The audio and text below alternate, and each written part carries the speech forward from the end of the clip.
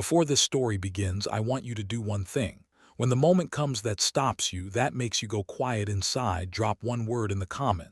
One word, whatever you felt.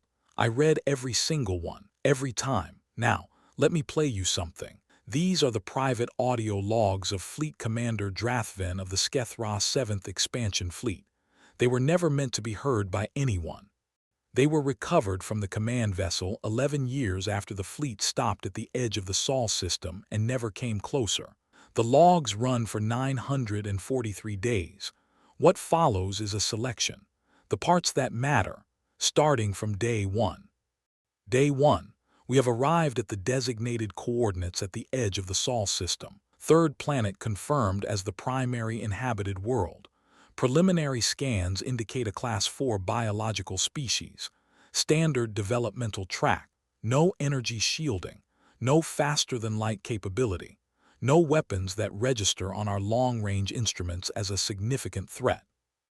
The Advanced Intelligence Assessment rated this system as Category 2 acquisition. Low resistance probability, high resource value, straightforward integration timeline of approximately 18 months. The fleet is in position. 1,800 ships, the largest expansion deployment the Skethra have mounted in 300 years. We are ready. I am issuing the standard approach order at 0600 tomorrow. That is all for Day 1. This is Commander Drathven signing off. Day 3. I have delayed the approach order. I want to say that clearly for the record in the event that the High Command reviews these logs. I have delayed it, and the delay is my decision, and I have reasons for it that I will explain. The preliminary scans were complete by end of Day 1. I reviewed them personally, as is standard, before issuing the approach order. The scans confirmed everything in the Advanced Intelligence Assessment. Class 4 species. Limited technology. No significant military capability. Category 2 acquisition. Everything correct. Everything on paper exactly what we expected. And then I looked at one additional piece of data that the advanced assessment had included but had apparently not weighted heavily. I looked at the human communication intercepts, the sampling we had collected during the approach. I read through them for 4 hours last night. I am still thinking about what I read. I have delayed the approach order by 48 hours pending further review of the communication data. I am aware this is unusual. I am proceeding anyway. Day 5. I want to try to explain what I found in the communication data, because I do not think I can make the decision I am considering making without first understanding it myself. The Skethra have conducted 47 expansion operations in the last 3 centuries. I have personally commanded 6 of them. In every previous operation, the communication intercepts from the target species have been consistent with the advanced assessment. Species at the Category 2 level communicate in ways that are predictable. Resource allocation, territorial negotiation, status signaling between social groups. The content varies, but the structure is consistent. It has always been consistent. The human communication intercepts are not consistent with what I expected. They are consistent with nothing I have encountered before in 6 expansion operations spanning 200 years of service.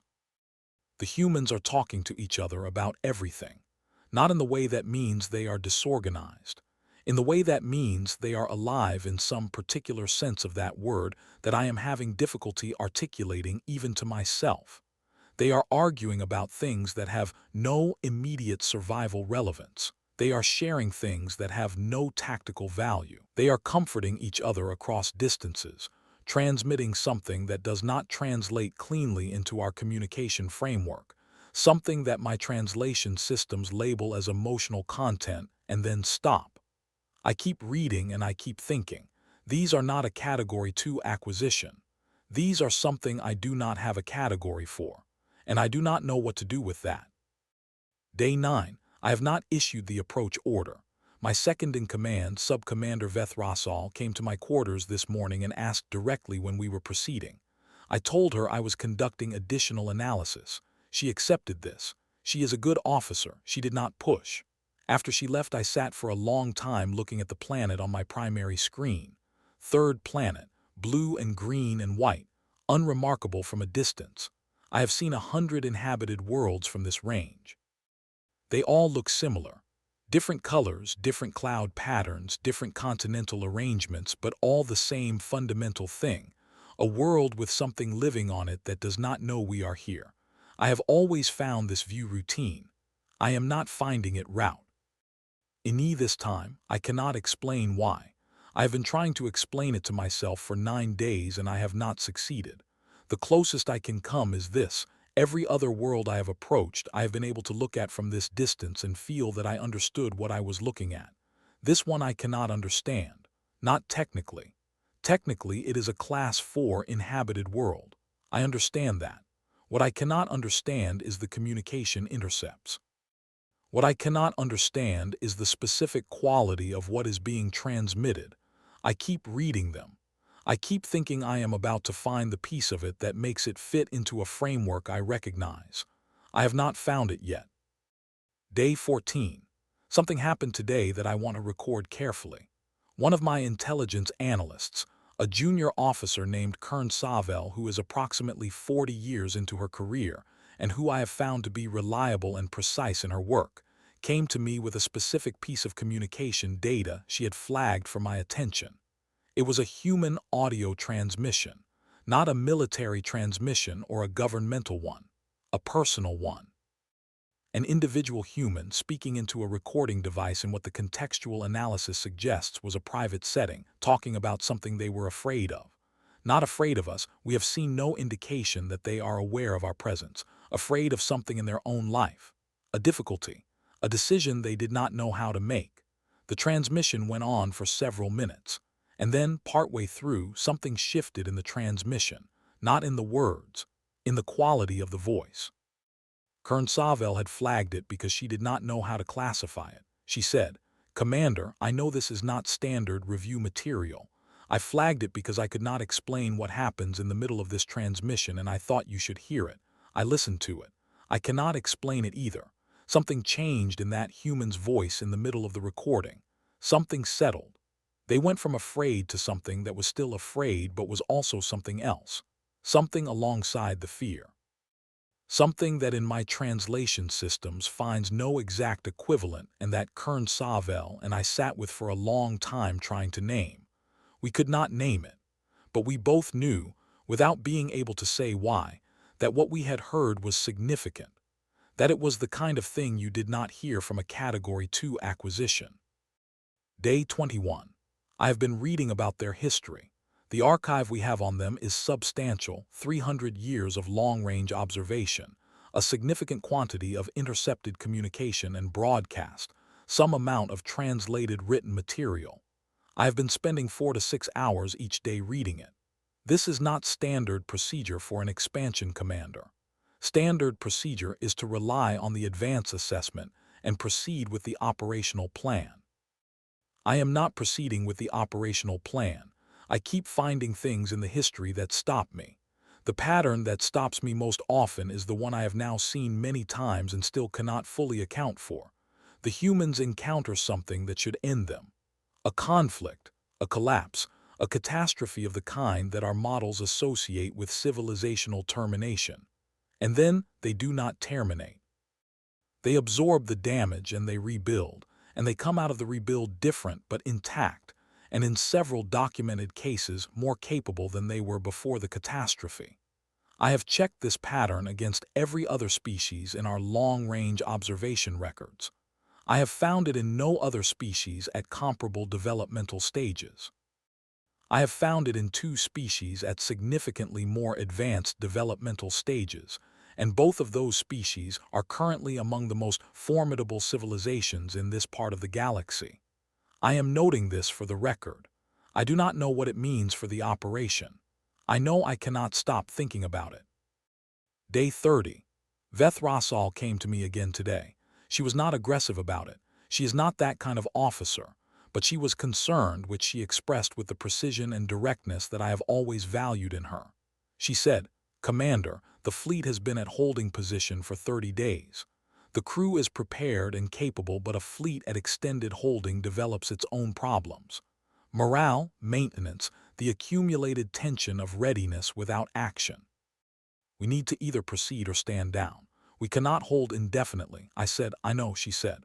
What are we waiting for? I said, I'm trying to understand what we are looking at. She said, we know what we are looking at. The advance assessment is thorough. I said, the advance assessment does not explain the communication data.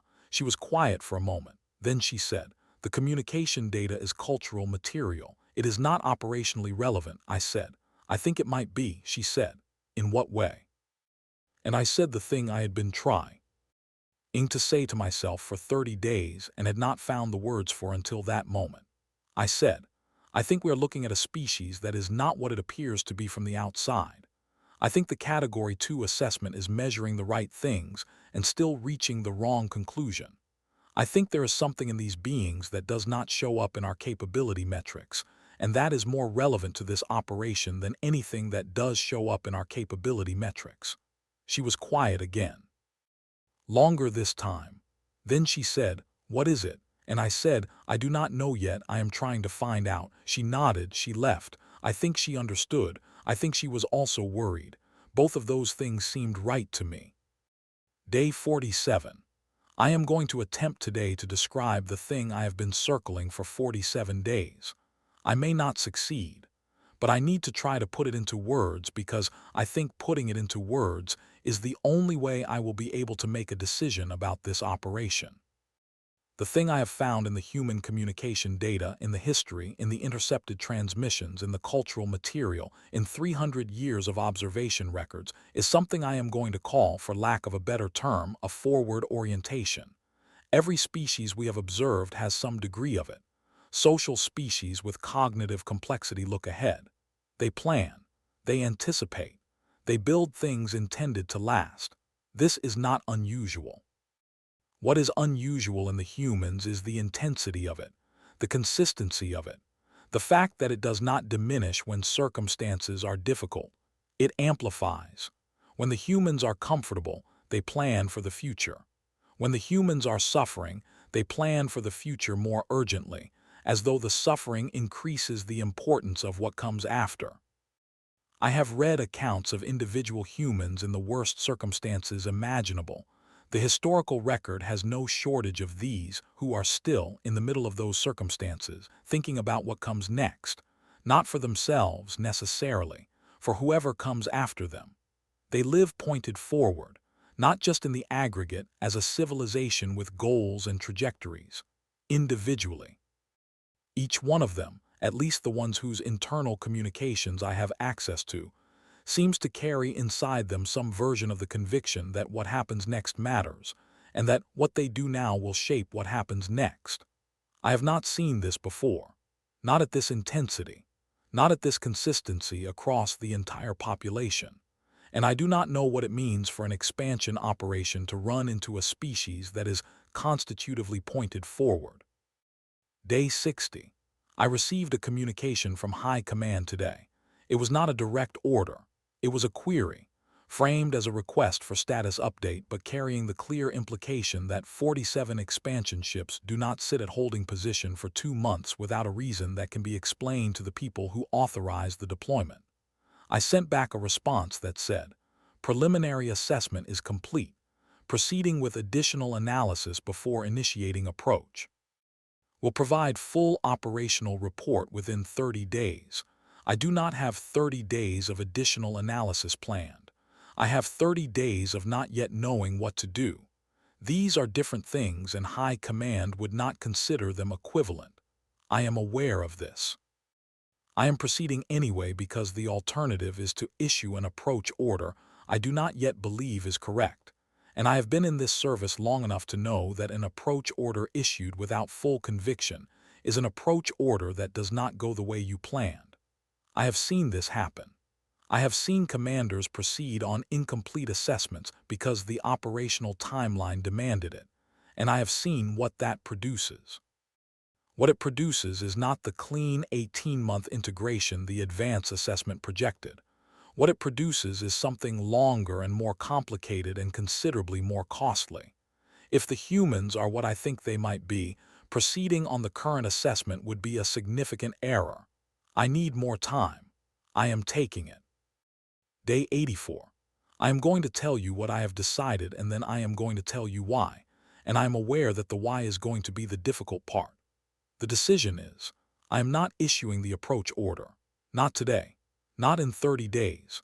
I am recommending to High Command that this expansion operation be suspended pending a comprehensive reassessment of the target species using an analytical framework that does not currently exist, and that I am formally requesting be developed.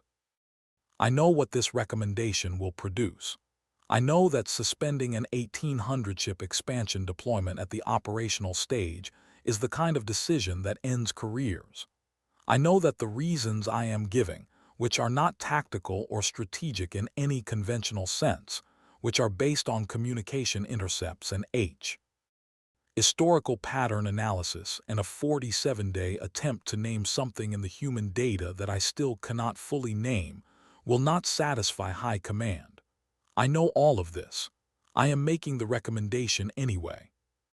Because I have been sitting at the edge of this system for 84 days, and I have spent those days reading everything we have on the species on that blue-green planet, and I have come to a conclusion that I believe is correct, and that I am not willing to act against simply because acting against it would be more professionally convenient. The conclusion is this: the humans are not a Category 2 acquisition. They are not a Category anything in our current framework. They are a species in the process of becoming something that our framework was not built to assess, advancing toward a capability level that our current measurements cannot project because the mechanism of their advancement is not the mechanism our models assume. They are not advancing because of resources or technology or population. They are advancing because of something internal, something transmitted across generations in ways that are not biological and not institutional in the conventional sense. Something that is in every communication I have read, in every piece of their history, in every account of how they have handled the things that should have stopped them and did not stop them. I cannot give it a technical name. I can tell you what it produces. It produces a species that was called primitive 50 years ago and is no longer primitive. That will be called something else in 50 years, and something else again in the 50 after that. A species that does not plateau. A species that does not settle. A species that looks at where it is and treats it as a starting point rather than a destination. I do not know how to conduct an expansion operation against a species that treats every position as a starting point. I do not know that such an operation can be conducted. I know that proceeding on the current assessment would be like measuring the depth of a river in the middle of a flood and treating that measurement as permanent. Day 97. Veth Rassal read my preliminary recommendation report last night. She came to my quarters this morning. I expected argument. She is a good officer, and a good officer questions a decision of this magnitude. What she said instead was, "I have been watching the same data you have been watching. I have not said anything because it was not my place and because I thought you needed to reach the conclusion yourself. But I want you to know that I reached the same conclusion 3 weeks ago." I said, "You did not tell me," she said. "You were still reading. I thought you should finish." I looked at her for a moment, then I said, "What was it for you? What was the piece of it that decided it?" She was quiet for a while, then she said, "There was a transmission I reviewed on day 31. A human speaking to another human who was far away about something small, something personal, completely operationally irrelevant. But in the middle of the transmission, the human who was speaking said something that I have thought about every day since. They said, 'I'm not sure how this is going to turn out, but I am not going anywhere.' And I thought about that for a long time. 'I am not going anywhere,' said by a being who has no idea that 1,800 ships are sitting at the edge of their system, said as a personal commitment to another individual. And I thought, this is what they are, this specific quality. The willingness to stay and face the thing even when the outcome is uncertain. It is in every individual communication I have read, in everything they have built, in every account of how they handle the things that should break them. 'I am not going anywhere,' said 6 billion ways by 6 billion people. That is what we are looking at, and I could not find a category for it either. Day 112. High Command has responded to my preliminary recommendation. The response is what I expected. They have asked for a full operational justification for the suspension recommendation, to be delivered within 30 days, and have indicated that, absent compelling justification, they will either reassign the fleet or order me to proceed with the original operational plan. I have 30 days. I'm going to spend them writing the most comprehensive assessment of a single species that this service has produced in 300 years of expansion operations. Not because I think it will be easy to read, not because I think High Command will find it comfortable, because I believe it is correct, and because I believe that proceeding without it would be an error that this fleet and this service would spend a very long time paying for. I have been in this service for 200 years. I have conducted 6 expansion operations. I have seen every category of species response to an expansion approach. I have never biff or recommended suspension. I am recommending it now because I have never before looked at a species and found myself unable to see the ceiling. Every other species I have approached, I could see, at least approximately, where they would be in 100 years, where the advancement would slow, where the consolidation would set in, where the energy would reach its natural level and stay there. I cannot see that for the humans. Every time I try to project, the projection runs further than I expect, and I am not sure it has reached the ceiling yet. A species without a visible ceiling is a species that an expansion operation has to account for differently than the current framework accounts for it. That is what I am going to try to explain to High Command. I do not know if I will succeed. I am going to try. Day 140. I submitted the full report to High Command 10 days ago. Today they responded. I want to read the response into the log because I think it matters for the record. The response said, "We have reviewed your assessment. The analytical case for reclassification is noted. The recommendation to suspend the expansion operation is accepted pending development of a revised assessment framework for the target species. The fleet is ordered to maintain holding position and conduct continued observation. A working group has been convened to review your assessment and develop the revised framework. Your report has been classified at the highest level and will not be distributed beyond the working group without your approval. We note that your assessment represents a significant departure from standard methodology. We note also that the specific quality you have identified in the target species, which you have described throughout the report as a forward orientation, is consistent with observational data from 2 other species in our long-range records, both of which are currently among the most significant civilizations in this galactic region. We think you may be right. We are proceeding cautiously. The fleet will remain at holding position." That is the end of the response. I sat with it for a long time after reading it. 2 other species, both among the most significant civilizations in this region. The High Command had data I did not have, and they had reached the same conclusion I had reached. I had been right. I had also been sitting at the edge of the Sol system for 140 days. Both of these things were true simultaneously. I found I did not mind. Day 943. I am recording this final entry on the last day of my command. The fleet has been at holding position for 2 years and 7 months. In that time, the humans have continued to develop at the rate I identified in the first 47 days. The revised assessment framework, developed by the High Command Working Group over the past 18 months, has been used to conduct a full reclassification of the species. They are no longer Category 2. They are not any category in the original framework. They have been assigned a new classification that I had a small part in developing, and that I will not name here because the name is not yet public, and there are people who should hear it through proper channels before they hear it in a command log. What I will say is that the classification accurately describes, for the first time, a species that is constitutively pointed forward. A species whose ceiling is set by its own ambitions rather than its current capabilities. A species that I sat at the edge of for 943 days and watched and could not find a category for until we built a new one. The expansion operation has been formally suspended, indefinitely, pending further observation. The fleet will begin withdrawal tomorrow.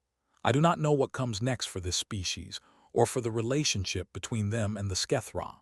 I know that it will not be simple. I know that they will continue to advance. I know that in the time I have been sitting here watching them, they have gotten slightly closer to faster-than-light capability. They do not know we are here. They do not know that 1,800 ships sat at the edge of their system for 943 days and could not find a reason to come closer. They are pointing forward. They are always pointing forward. Whatever they become, it will be their choice, made at their pace in their direction. I think that is the right outcome. I think that is the only outcome that was ever going to make sense once you understood what they were. Commander Drathven signing off. 943 days. End of log. Day 168. I want to record something that happened yesterday that I did not expect and that I have been thinking about since it happened. Kern Savel, the junior analyst who first brought the personal transmission to my attention on day 14, submitted a formal request to extend her assignment with the fleet. Her tour was scheduled to end next month. She is asking to stay. Her reason, stated in the request with the directness of someone who has decided not to qualify what she actually means, is that she wants to continue the observation. She said, "I have been watching these beings for 5 months. I do not feel finished watching them. I do not know when I will feel finished. I am requesting an extension for as long as the fleet remains at this position." I approved the extension immediately.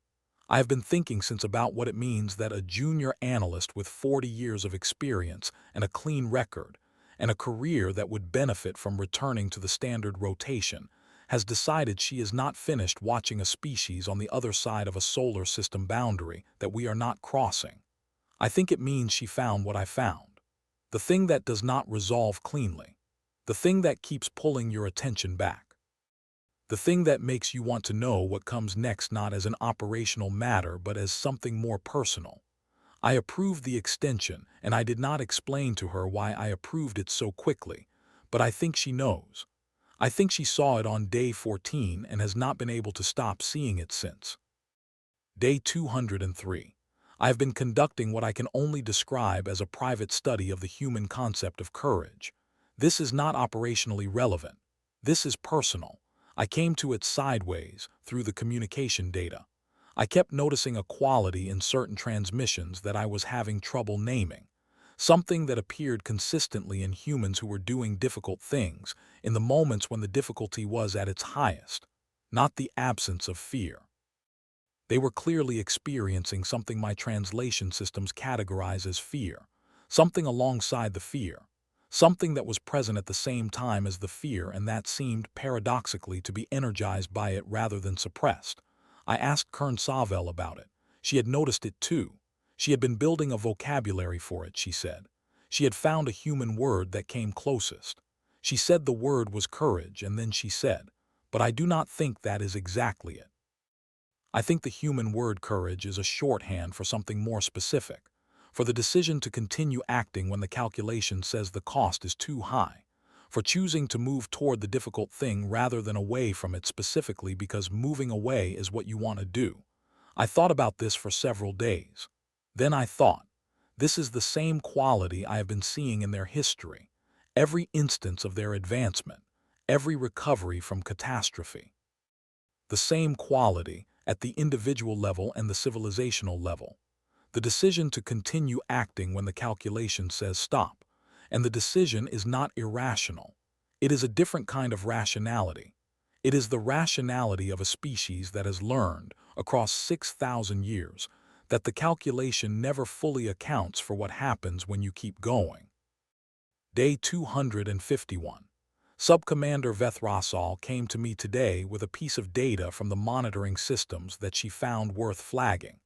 A human research team had released findings from a study they were conducting on the long-term sustainability of their civilization's current energy systems. The findings indicated significant challenges. Not unsurmountable challenges, but significant ones. The kind that, in our operational models, would be associated with a period of consolidation or even mild regression. What the human research team had done with the findings was not consolidate. They had published them to the entire global communication network. They had made every person on their planet aware of the challenges in significant technical detail, and had concluded the publication with a list of proposed research directions for addressing those challenges, along with a request for collaborative input from any institution with relevant expertise. They were not hiding the difficulty. They were sharing it as broadly as possible and asking for help solving it. Veth Rasal said, "I thought you would want to see this." I said, "Yes." She said, "This is not how Category 2 species handle challenges to their sustainability."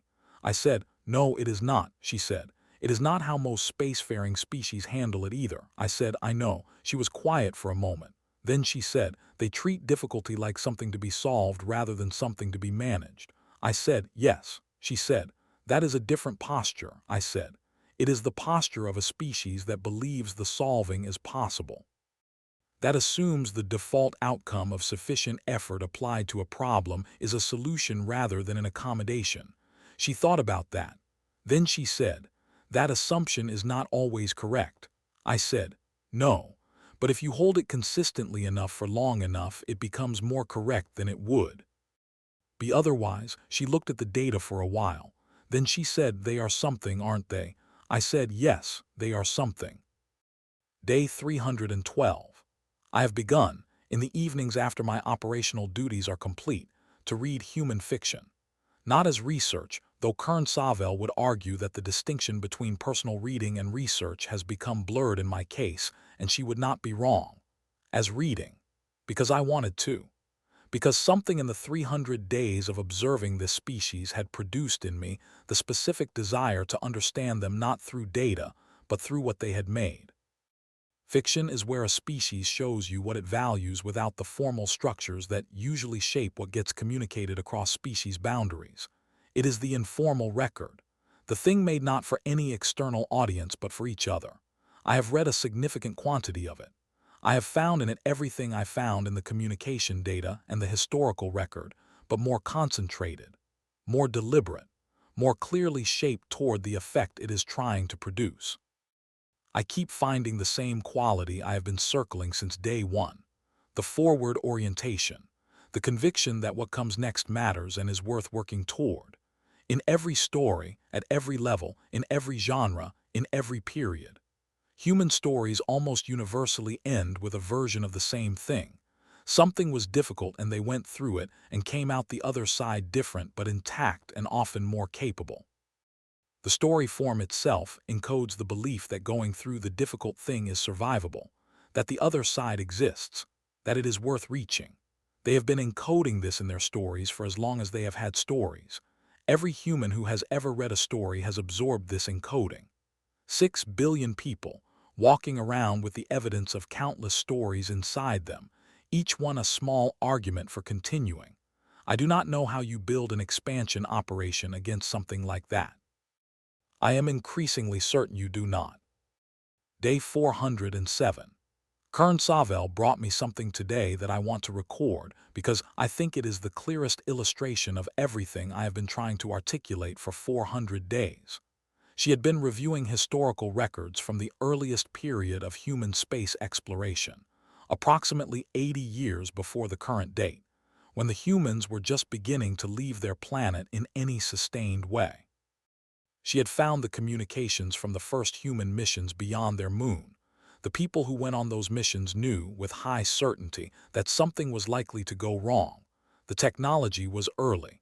The distances were unprecedented. The conditions were beyond anything they had been able to fully test. They went anyway, and some of them did not come back. And the program continued. And the people who came after the ones who did not come back went further than any of them had gone. Kern Savel had found the personal communications from one of the early crews, not the official transmissions, the private ones, sent to family before departure. She brought me one of them. She did not say anything when she handed it to me, she just let me read it. The human who wrote it knew they were doing something dangerous. They said so. And then they said, "But I am going anyway, because someone has to go first. And because the thing we find out there matters more than the thing I am risking by going. And because if I do not go, I will spend the rest of my life looking at the sky and wondering.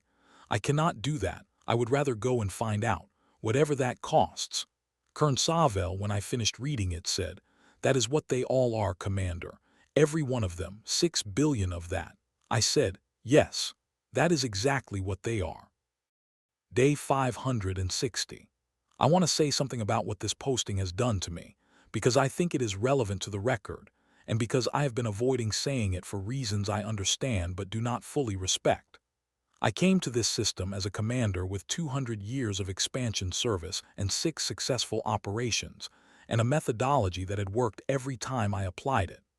I am leaving it, whenever the withdrawal order finally comes, as something different.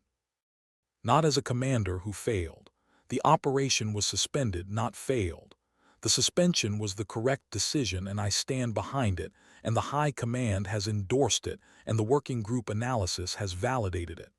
I did not fail, but I am changed. 900 days of watching a species that does not fit the framework will do that. I have come to understand things that I did not understand when I arrived. Not about strategy or tactics or expansion methodology, though I understand those differently too. About what it means to be a species that is oriented forward.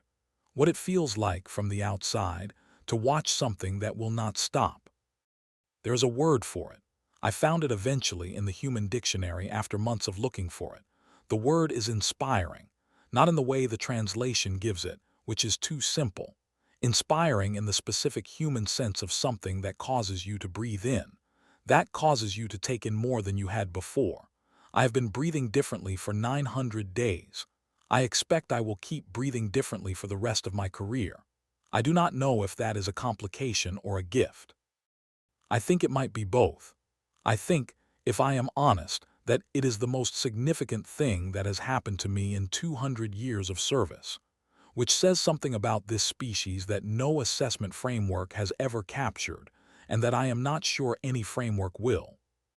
Day 681. The working group report has been formally adopted by High Command.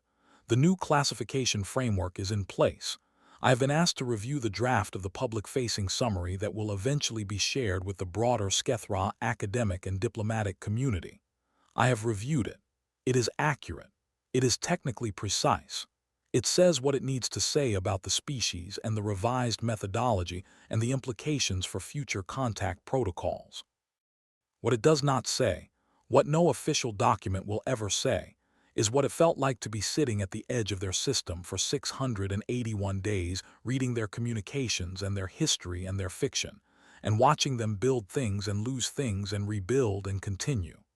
What it felt like to start the posting as a commander with a mission and end it as something I do not have a precise word for. Someone who watched. Someone who was changed by the watching. Kern Savel, when I mentioned the limitation of the official document, said, "That is what the personal log is for." I looked at her for a moment. She said, "You have been recording this for 681 days, Commander. Whatever you want to say that does not fit the official document, you have said it here." And I thought about that. And I thought, yes, I have said it here, all of it.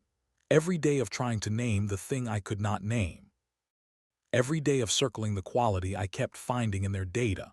The forward orientation, the stories, the courage that is not the absence of fear but the decision to act alongside it, the ceiling I could not find, the specific unreasonable 6,000-year-old conviction that further is possible and worth reaching for. I have said all of it, into a recording device, in my quarters, talking to no one, the way the human did on day 14, the transmission Kern Savel brought me. The one where something changed in the voice in the middle, where the fear was still there and something else was there alongside it. I have been thinking about that transmission for 667 days. I think I understand now what the something else was. I think it was this, the decision to keep going, made quietly, in private, without announcement, the way all the real decisions are made. Day 790. There are 200 days left in the posting. I know this because the withdrawal order has been formally set and the date is in the operational calendar. 200 days of watching and then we leave. The humans will not know we were here. They will not know that 1,800 ships sat at the edge of their system for over 2 years and were changed by what they observed. They will keep doing what they do, pointing forward, building the next thing on top of the last thing. Having the conversations that do not translate cleanly, making the decisions that the calculation does not fully account for. They will be slightly more advanced in 200 days than they are now, and slightly more advanced than that in 2 years, and considerably more advanced in 50. The trajectory does not flatten. I have been watching it for 790 days, and it has not flattened. In 50 years, the species that was called primitive will require an entirely new vocabulary. The people who called them primitive will have to find new words, or they will find that the humans have already found the words for them and added them to the dictionary and are already using them to describe the next thing they are reaching for. That is what they do. They name what they are becoming, they reach for it, they get there, and then they look for what comes next. I have been watching this for 790 days. I will watch for 200 more, and then I will leave. And the humans will keep going, without us, without knowing we were here, as they have always done, as they will always do, pointing forward, reaching, not stopping, not ever fully stopping. The lesson of the logs is not a strategic lesson, though there are strategic lessons in them. It is not a diplomatic lesson, though the working group that developed the revised framework drew on them heavily. The lesson is more personal than that. Drathven sat at the edge of a system for 943 days because she could not find the ceiling. Because every time she tried to project where these beings would be in 100 years, the projection ran further than expected, and she was not sure it had reached the ceiling yet. And the reason she could not find the ceiling was not that the humans were more powerful than she expected. They were not more powerful. By every conventional metric, they were less powerful. The reason she could not find the ceiling was that the conventional metrics were measuring the wrong thing. They were measuring what the humans had. They were not measuring what the humans were reaching for. And a species that is always reaching for something is a species whose ceiling is always somewhere ahead of where you are measuring. The humans do not stop reaching. They did not stop when the Skethra fleet sat at the edge of their system for 943 days. They did not know about the fleet. They were not reaching because someone was watching them. They were reaching because reaching is what they do. It is what they have always done. The fleet came and stopped and eventually left, and the humans kept going. They are still going. That is the whole story, and it is enough. Drop one word in the comments. The moment that landed, whatever it was, I am in the comments reading every single one. Subscribe to UG Human HFY. Next episode is a completely different voice, a completely different angle. Every story on this channel is its own thing. That is the promise. We keep it every time.